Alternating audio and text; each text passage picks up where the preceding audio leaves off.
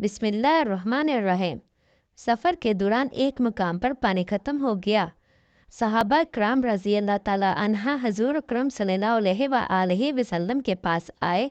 इस वक्त आप सल्लल्लाहु अलैहि वसल्लम के सामने पानी का एक बर्तन था। आप सल्लल्लाहु अलैहि वसल्लम इससे वज़ू फरमा रहे थे। आप सल्लल्लाहु अलैहि वसल्लम ने इनसे पूछा, क्या बात है? सहाबा ने बताया, आपके पास इस बर्तन में जो पानी है, इस पानी के अलावा पूरे लश्कर में किसी के पास और पानी नहीं है। यह सुनकर आप सल्लल्लाहु अलैहि वसल्लम ने पानी के बर्तन में अपना हाथ मुबारक रख दिया। जो ही आप सल्लल्लाहु अलैहि वसल्लम ने हाथ मुबारक पानी में रखा, आप सल्लल्लाहु अलैहि वसल्लम की उंगलियों से पानी इस तरह निकलने लगा जैसे बर्तन में चश्मा फूट पड़ा हो।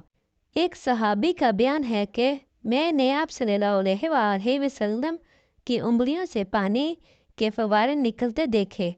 हज़रत मूसा अलैहिस्सलाम के लिए एक पत्थर से पानी का चश्मा फूट निकला था, लेकिन यहाँ नबी करीम सल्लल्लाहु अलैहि वसल्लम की उंगलियों से पानी जारी हो गया था।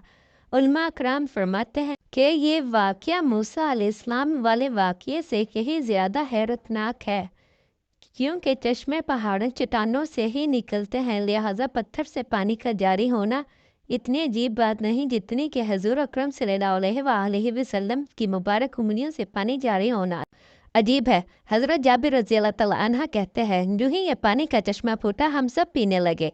हमने पिया भी और इस पानी से वज़ू भी किया और अपने बर्तन भी भरे। अगर हम इस वक्त 1,00,000 भी होते तो पानी हमारे लिए काफ़ी हो जाता, जबकि इस वक्त हमारी तादाद 1400 थी।